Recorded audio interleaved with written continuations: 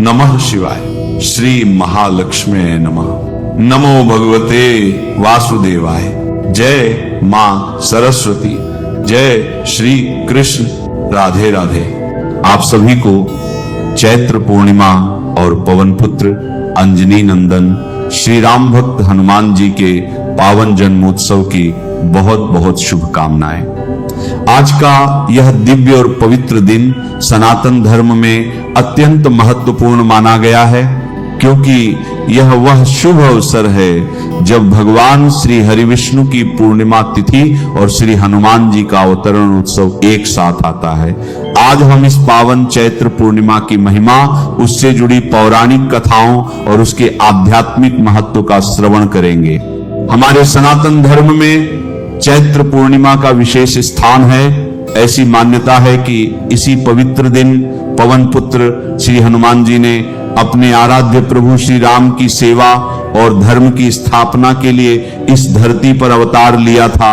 यह दिवस केवल एक उत्सव नहीं, बल्कि भक्ति, शक्ति, समर्पण और अटूट विश्वास का प्रतीक है। श्री हनुमान जी, जो स्वयं भगवान शिव के अंश माने जाते हैं, अपने भक्तों के सभी कष्टों को हरने वाले, संकटों का नाश करने वाले और जीवन में साहस व बल प्रदान करने वाले देवता हैं। इस दिन उनका स्मरण मात्र ही जीवन को पवित्र और मंगलमय बना देता है। धार्मिक मान्यताओं के अनुसार जो साधक चैत्र मास की पूर्णिमा के दिन श्रद्धा और विश्वास के साथ भगवान श्री हरिविष्णु और माता महालक्ष्मी का पूजन करता है, उसे श्री हनुमान जी की भी विशेष कृपा प्राप्त होती है। यह दिन ऐसा अद्भुत संगम है जहां भगवान श्री हरिविष्णु की कृपा, माता लक्ष्मी का आशीर्वाद और श्री हनुमान जी का संरक्षण एक साथ प्राप्त होता है। यदि आप भी इस पावन दिन श्री हनुमान जी को प्रसन्न करने के लिए व्रत और उपासना कर रहे हैं, तो आज की यह कथा आपके लिए अत्यंत फलदायी सिद्ध होगी। पूर्णिमा तिथि भगवान श्री हरिविष्णु को समर्पित मानी गई है और इस दिन उनके सत्यनारायण स्वरूप की विशेष पूजा अर्चना की जाती है। चैत्र मास में आने वाली यह पूर्णिमा अत्यंत पुण्यदायिनी और सभी मनोकामनाओं को पूर्ण करने वाली मानी गई है। इस तिथि पर श्रद्धा भाव से भगवान श्री सत्यनारायण की पूजा, आराधना और उनकी कथा का श्रवण करने से भक्त के जीवन के सभी कष्ट दूर होते हैं और उसे मनोवांछित फल की प्राप्ति होती है। जो साधक अपने जीवन में आध्यात्मिक उन्नति की कामना रखते हैं, उनके लिए भी यह दिन अत्यंत शुभ और कल्याणकारी है, क्योंकि इस दिन कथा श्रवण करने से अनेक गुना अधिक पुण्य फल प्राप्त होता है। इस पावन चैत्र पूर्णिमा पर दान, पुण्य और पितृतर्पण का भी विशेष महत्व बताया गया है। इस दिन किया गया प्रत्येक सत्कर्म, प्रत्येक दान और प्रत्येक जप तप अनंत गुना फल प्रदान करता है। अन्न, वस्त्र और जल का दान करने से जीवन में सुख समृद्धि का आगमन होता है और पितरों का स्मरण कर तर्पण करने से उनका आशीर्वाद प्राप्त होता है, जिससे जीवन की बाधाएं दूर होने लगती हैं। जब चंद्रदेव अपनी पूर्ण कलाओं से युक्त होकर आकाश में विराजमान होते हैं, तब इस पूर्णिमा की दिव्यता और भी बढ़ जाती है। इस समय चंद्रदेव को अर्घ्य अर्पित करने से मनुष्य के जीवन के मानसिक कष्ट, अशांति और नकारात्मकता दूर होने लगती है और जीवन में शांति और संतुलन का संचार होता है। अब इसी पावन चैत्र पूर्णिमा और श्री हनुमान जन्मोत्सव के शुभ अवसर पर हम अपने मन, वचन और कर्म को एकाग्र करते हुए भगवान श्री हरिविष्णु के सत्यनारायण स्वरूप की उस दिव्य कथा का श्रवण करते हैं, जो हमारे वैदिक शास्त्रों और प्रमाणभूत ग्रंथों में वर्णित है और जो अनादिकाल से भक्तों के जीवन को दिशा और दिव्यता प्रदान करती आई है। आइए श्रद्धा और भक्ति के साथ भगवान श्री सत्यनारायण की इस पावन कथा का आरंभ करते हैं। एक समय श्रील सूत गोस्वामी ने नैमिषारण्य में एकत्रित हुए सभी ऋषियों से कहा, हे ऋषिगण, पूर्व काल में उल्कामुख नामक एक जितेंद्रिय, सत्यवादी और पराक्रमी राजा थे। वे राजा प्रतिदिन भगवान के मंदिर में जाते, दान देकर ब्राह्मणों को संतुष्ट करते और उनकी पत्नी का नाम भद्रशीला था। वह अत्यंत सुंदर पतिपरायण और सती स्त्री थी। राजा और रानी के साथ समुद्र के तीर पर जाकर सत्यनारायण का व्रत किया करते थे। एक दिन जब राजा इस प्रकार व्रत कर रहे थे तो वहां पर साधु नामक एक वणिक आते हैं। वे व्यापार के लिए अनेक प्रकार के रत्न आदि पदार्थों को अपनी नौका में भरकर लाए थे। वणिक समुद्र के किनारे अपनी नाव को खड़ी करके तट के समीप आए और व्रत करते हुए राजा को देखकर अत्यंत विनम्रता से पूछने लगे। साधु नामक वणिक ने कहा, हे राजन, भक्ति युक्त चित्त से होकर आप कौन सा अनुष्ठान कर रहे हैं? कृपया मुझे इस विषय में बताएं। यह सुनकर राजा ने कहा, हे साधु, मैं अपने बंधु बांधवों के साथ अतुलनीय तेज युक्त भगवान विष्णु की पूजा कर रहा हूं। मेरा यह व्रत संतान प्राप्ति के लिए है। तत्पश्चात साधु ने राजा को आदर पूर्वक प्रणाम किया और उनसे संपूर्ण व्रत की विधि जानी। साधु ने कहा, हे राजन, मैं भी यह व्रत करना चाहता हूं। मेरी भी कोई संतान नहीं है, इसलिए कृपया मुझे आप इस व्रत की संपूर्ण विधि बताएं। राजा ने वणिक की इच्छा को पूर्ण करते हुए उस व्रत की संपूर्ण विधि कह सुनाई और वह सुनकर वणिक वहां से प्रस्थान कर गए। वे अपना कार्य पूरा करके आनंद के साथ अपने घर लौट आए और कुछ ही दिनों में उनकी पतिव्रता पत्नी गर्भवती हुई। उन्होंने एक सुंदर कन्या को जन्म दिया और वह कन्या शुक्ल पक्ष के चंद्रमा की भांति दिनों दिन बढ़ने लगी। उस वणिक ने उसका जात कर्म आदि संस्कार करवाए और उसका नाम कलावती रखा। एक दिन वणिक पत्नी लीलावती ने अपने पति से कहा, हे स्वामी, आपने पूर्व में जो सत्यनारायण व्रत करने की प्रतिज्ञा ली थी उसे अब आपको पूरा कर लेना चाहिए। तब उस साधु वणिक ने कहा, हे प्रिय, मैं कलावती के विवाह के समय यह व्रत करूंगा। इस प्रकार पत्नी को आश्वासन देकर साधु वणिक फिर से समुद्र के तट की ओर चले गए। इधर पिता के घर में कलावती बढ़ने लगी। योग्य समय आने पर पिता ने अपनी पुत्री को विवाह के योग्य देखा और फिर वे अपने बंधु बांधवों से परामर्श करके उसके लिए योग्य वर ढूंढने लगे और इस कार्य के लिए उन्होंने दूत को भेजा। दूत साधु का आदेश पाकर कांचन नगर में गया और वहां कलावती के योग्य एक उत्तम वर की खोज करके वहां से उस वणिक पुत्र को साथ लेकर लौट आया। साधु वणिक उस सुंदर और सद्गुणी वणिक कुमार को देखकर अत्यंत प्रसन्न हुए और अपने जाति बंधुओं के साथ मिलकर प्रसन्नता पूर्वक यथाविधि अपनी कन्या का उन्होंने विवाह करवाया। और दुर्भाग्यवश वह वणिक कलावती के विवाह के समय भी सत्यनारायण व्रत करना भूल गए और उसके बाद देव उन पर क्रुद्ध हो गए। कुछ दिनों बाद व्यापार में निपुण वणिक अपने श्रीमान जमाता के साथ व्यापार के लिए बाहर गए थे। राजा चंद्रकेतु के राज्य में समुद्र के पास रमणीय रत्नसार नगर में वे जा पहुंचे। वहां एक रहने का स्थान बनाकर अपना व्यापार चलाने लगे और उसी समय भगवान सत्यनारायण ने साधु नामक उस वणिक को मिथ्यावादी जानकर उसे शाप देते हुए कहा, आज से कुछ ही दिनों में यहीं पर तुम दुख को प्राप्त करोगे। और उसी दिन एक चोर ने राजमहल में प्रवेश किया। उसने राजा का बहुत सारा धन चुराया और वह सब कुछ लेकर वह साधु के मकान के पास में रास्ते से जा रहा था। उसने मुड़कर पीछे देखा तो राजा के दूत उसके पीछे दौड़ रहे थे। वह भयभीत हो गया और चुराए हुए धन को वहीं पर छोड़कर भाग गया। दूतों ने आकर देखा तो साधु वणिक के घर में राजा का सारा धन पड़ा हुआ था और फिर सभी सैनिकों ने साधु वणिक और उसके जमाता को पकड़ लिया। उन्हें बंदी बनाकर राजा के पास ले गए और उस समय उनके संबंध में कोई भी विचार नहीं किया गया। उन्होंने बहुत प्रयास किया लेकिन सत्यनारायण भगवान की माया से किसी ने भी उनकी एक भी बात नहीं सुनी। तत्पश्चात राजा चंद्रकेतु ने उनकी सारी धन संपत्ति छीन ली। दूसरी ओर भगवान सत्यनारायण के शाप के कारण साधु वणिक के घर में लीलावती और कलावती पर भी दुख आ पड़ा। घर में जो कुछ भी धन संपत्ति थी वो सारी चोरों ने अपहरण कर ली। लीलावती मानसिक और शारीरिक व्याधि से और भूख तथा प्यास से पीड़ित होकर घर घर भटकने लगी। और इस प्रकार कलावती भी एक दिन अन्न के लिए भटक रही थी। एक दिन भूख से व्याकुल कलावती घर से निकलकर किसी ब्राह्मण के घर पहुंची। उसने वहां पर देखा कि भगवान सत्यनारायण का व्रत हो रहा है। वह वहीं पर बैठ गई और कथा सुनकर उसने भगवान से अपने मनोरथ की पूर्ति हेतु प्रार्थना की। तत्पश्चात वह प्रसाद लेकर उसी रात को अपने घर लौट आई। आने में विलंब होने के कारण लीलावती ने अपनी पुत्री को डांटा और उससे कहा, हे पुत्री, तू इतनी रात तक कहां थी? तब कलावती ने उत्तर दिया, माता, ब्राह्मण के घर पर सत्यनारायण भगवान का व्रत था, मैं उसी को देख रही थी।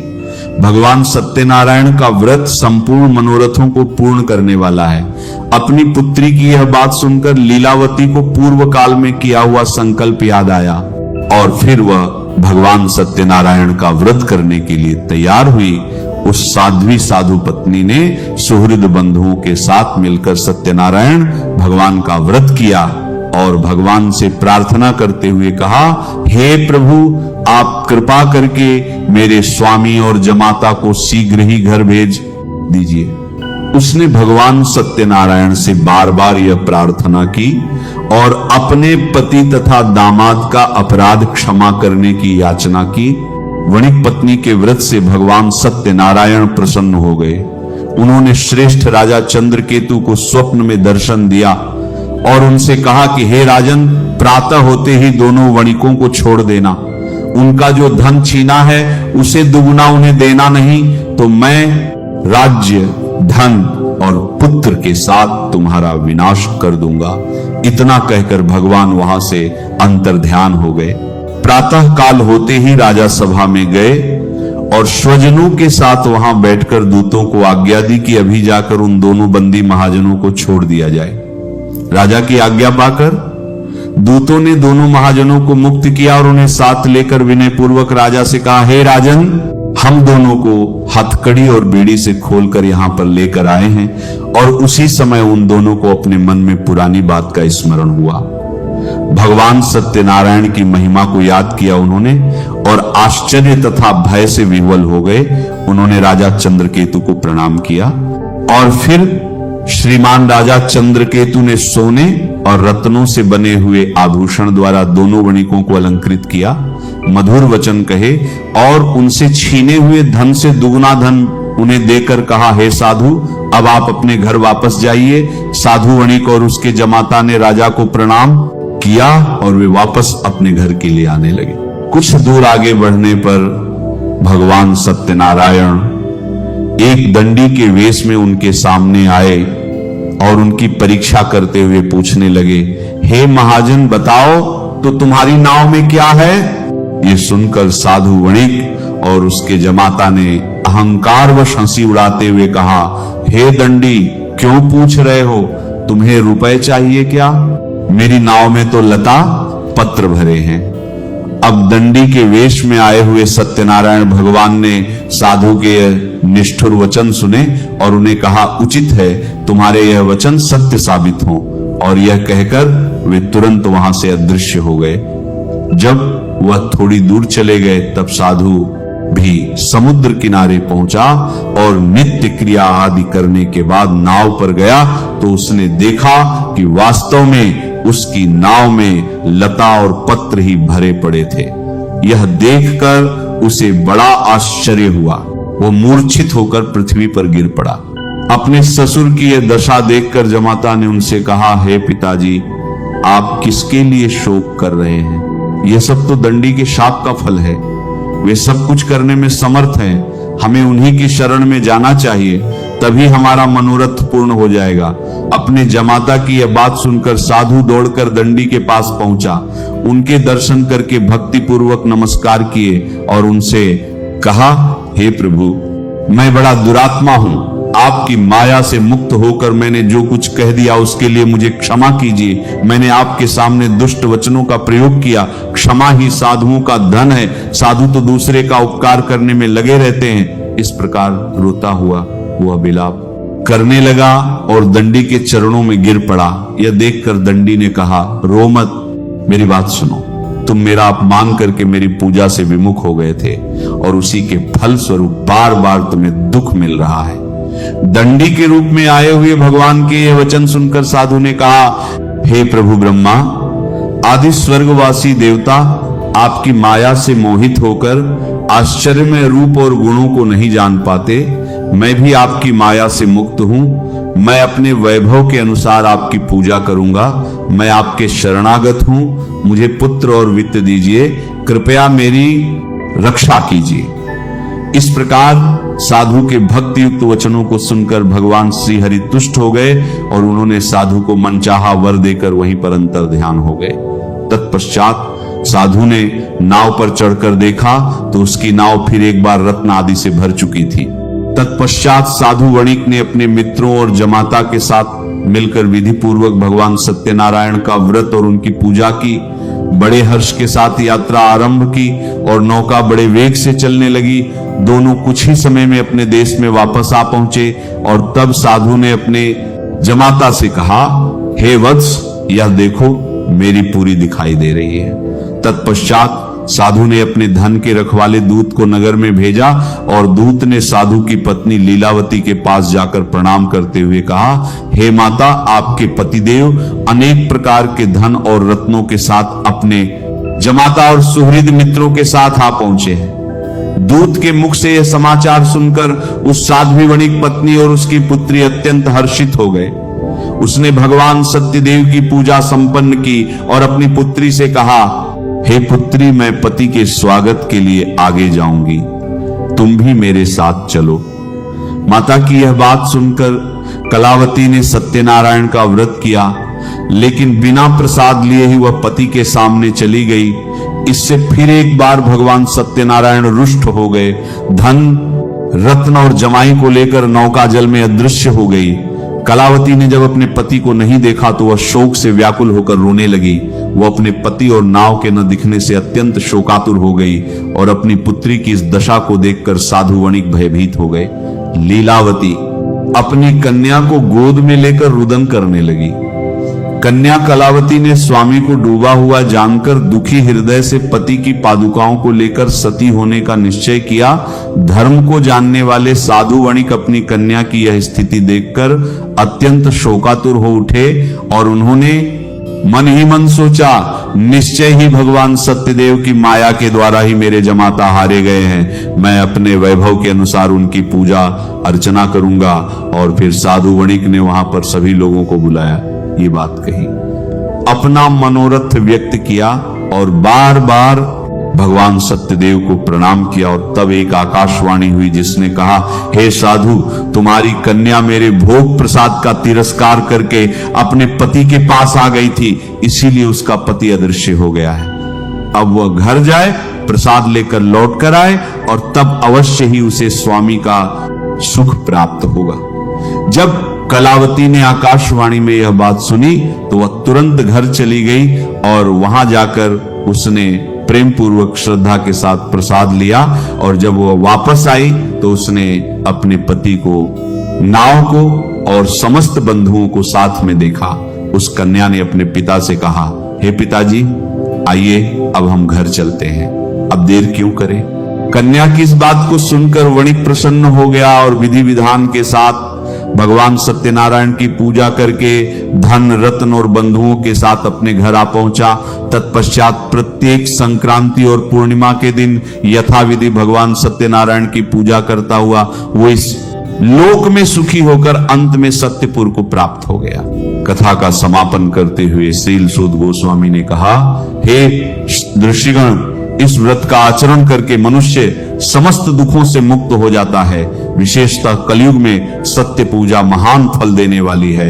इन देव को कोई सत्य नारायण कहते हैं और कोई सत्य देव कहते हैं। यह अनेक रूप धारण करके सबके मनोरथों को पूर्ण करते हैं और यह सनातन सत्यदेव कलयुग में सत्यव्रत के रूप में अवतरित हुए हैं। जो भी मनुष्य नित्य इसका पठन या श्रवण करता है, भगवान सत्यदेव के प्रसाद से उसके समस्त पाप नष्ट हो जाते हैं। तो यह थी आज की पूर्णिमा के पावन अवसर पर भगवान सत्यनारायण की प्राचीन पौराणिक व्रत कथा। हमें आशा है कि यह कथा आपको अच्छी लगी होगी और इसके श्रवण द्वारा आपने भी भगवान सत्यनारायण की विशेष कृपा प्राप्त की होगी। इस कथा को अपने मित्रों और विशेषकर कथा का श्रवण करने का विशेष महत्व है।